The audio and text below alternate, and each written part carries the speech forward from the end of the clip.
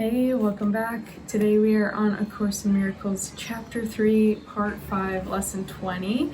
So let's dive in.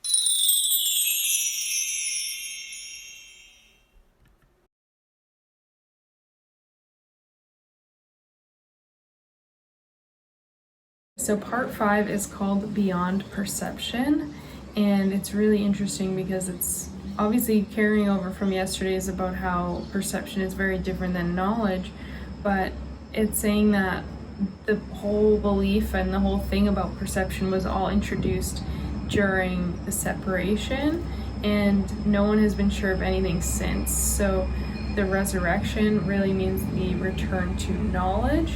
And what it talks about here is the words create and make. And these words have become confused. And if we look at our society and the way we respond to the word make, it's really based on a level of lack. And that's what this is saying here is it's a specific sense of lack or a need. And there's this perceived lack, which means you are actually implying that you believe in the separation. So when we are to make something right, or to make this, or to make that, it is coming from a place of lack, in that we're saying that that doesn't exist already and we need to make it. We need to fill that void and that place where it's this emptiness, right? Whereas to create is more of the empowered term, right? To realize our ability as conscious creators, and our ability, because we're connected to the source and we are part of God, we are able to create these things and create this beauty or this relationship or whatever it is. So looking at, it's funny because my roommate and I were just talking about the power of words yesterday, and this is very similar in looking at the terminology that we use and the language that we tend to use and what it actually implies, because a lot of times we use these words and we don't realize that they're actually coming from a certain place up here. And so the ego has invented many ingenious thought systems for this purpose. And here next it says that the confusion between your real creation and what you have made of yourself is so profound that it has become literally impossible for you to know anything. And knowledge is always stable, and it is quite evident that you are not. This part really made me laugh because it's like kind of harsh, but it's true. So knowledge, and because we have lost this understanding of who we are and what we're made of, you know, our potential and everything, we've lost this understanding of this real creation. So it's really hard for us to know anything then. How can we perceive the beauty of the world? How can we perceive the different intricacies and all these other things if we have lost the connection with our true selves and we don't even know who we are? If we don't know what we are, how can we know what anything else is? And how can we really see the light in the world around us? So this is saying when your behavior is unstable, you are disagreeing with God's idea of your creation, and you keep asking what it is you are, which implies that the answer is only one you would know, not one that is up to you to supply, and yet you cannot perceive yourself correctly. So I think this comes down to how we're always searching for answers, we're looking for meaning, and yet we're still living in the ego to try and perceive these meanings. And we talked about this yesterday. The ego perceives what it wants. It's not always looking for the real truth of the fact. So we're saying, you know, like, what am I here for? What am I meant for? What is the purpose of life? What is the meaning? All of these different questions we have, but it's coming from the ego, and therefore it's coming from our humanness, really.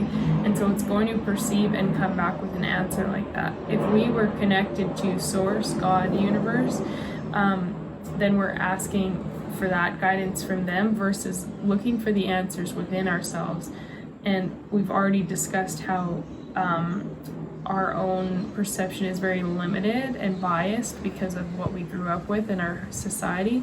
So asking ourselves isn't really going to solve any problem or bring any kind of answers to us. So You may try to interpret meaning, but this is always open to error because it refers to the perception of meaning, and this is the result and keeps this separation kind of thing going on.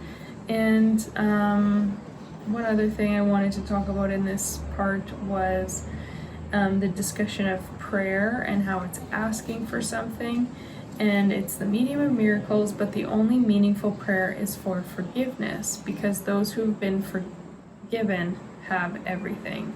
So it's really discussing the power of forgiveness, and forgiveness for losing yourself, for being mistaken, for being misled by what we're always told, right? For misperception, for wrongdoing, all of these things. When we ask for forgiveness and when we seek forgiveness, it really is such a powerful thing in solving so many other problems and really aligning us back to our true selves and bringing in the answers and the clarity that we desire. So the last thing it talks about is image, and God created man in his own image and likeness. But image can be understood as thought and likeness as of a like quality.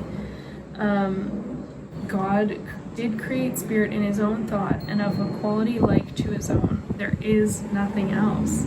So perception, on the other hand, is impossible without a belief in more or less. So once again, it's being very selective. It's really segregating the right and wrong and interpreting in its own way, versus just knowing straight up and understanding that we are God, we are made in the same way, and this perception is what keeps us stuck or keeps tricking us or limiting us. So truth can only be known, all of it is equally true.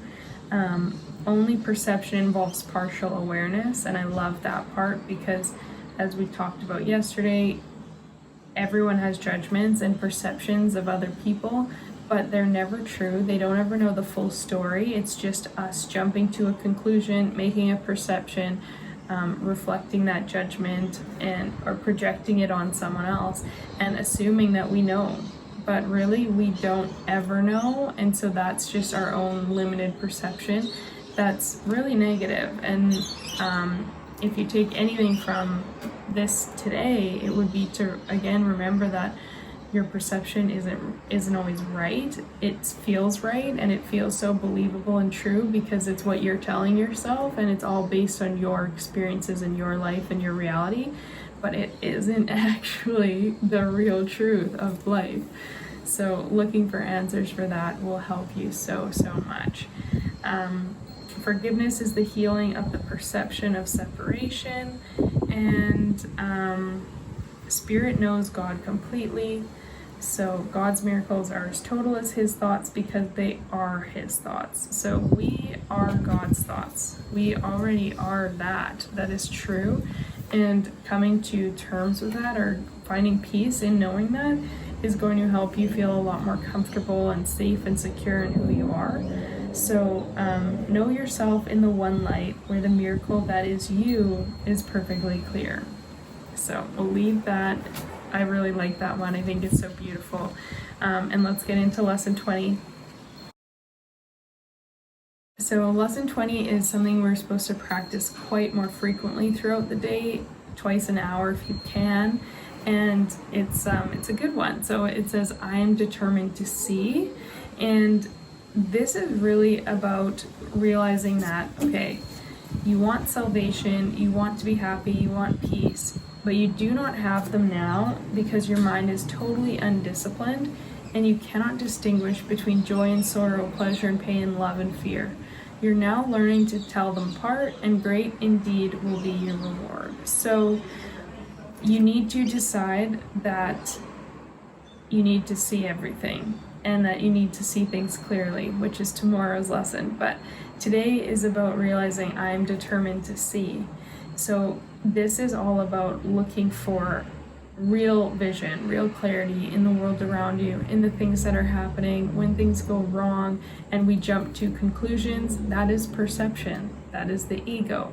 But if you are determined to see, you're going to look at the whole picture. You're going to look from a different view. You're going to see it in a different way. And a perfect example for this is how most people tend to perceive things in a victim mode. Like, why is this happening to me? Poor me, I don't deserve this, or oh, like another bad thing happened. That's all your perception. But if you are reminding yourself, I am determined to see, you're going to help, it's going to help you shift to a different viewpoint where you're actually going to be able to see the situation clearly of, okay, this went wrong, but what is it teaching me? Or why did it go wrong? Or how am I actually involved in attracting this or creating this?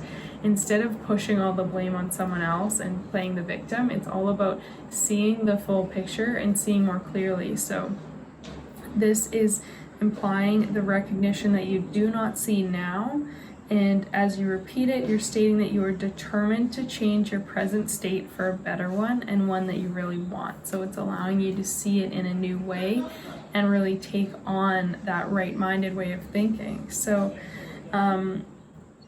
yeah, this is the extra repetition should be applied. So if something happens, there's a situation or event that upsets you, or a person, you can say, I'm determined to see, and you can see them differently, and you will, and what you desire, you will see. Such is the real law of cause and effect as it operates in the world. So I am determined to see, using that, and then opening up, looking at the world differently, being determined to see it in a new way, to see the full thing instead of just bringing your own limited perceptions.